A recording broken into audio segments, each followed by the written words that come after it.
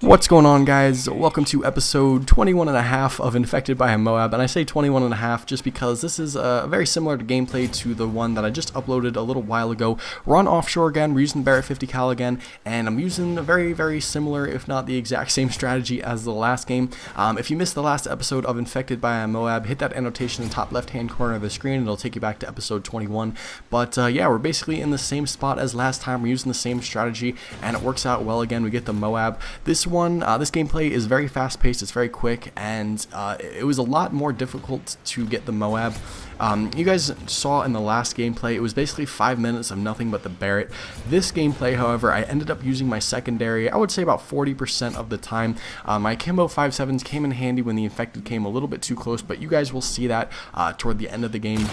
Just a side note though, this swag guy just in front of me here, his ass was in my face like half of the game. It was really annoying.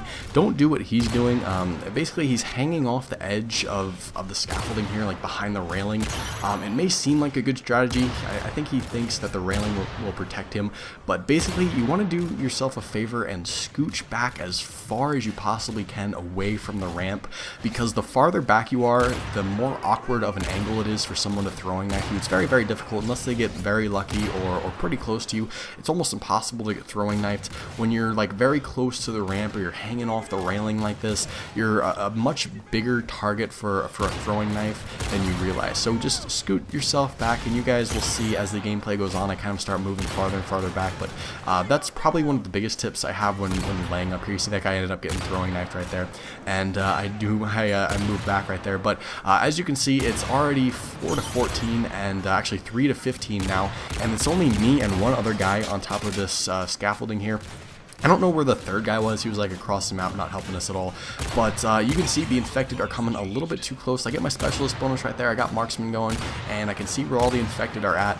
And when they start coming a little bit too close, or I don't have enough time to reload, you see I'll start using my 5.7s, which come in handy. It's okay to use your secondaries, and that guy was like standing on my head. I was very lucky to not get throwing knifed or stabbed.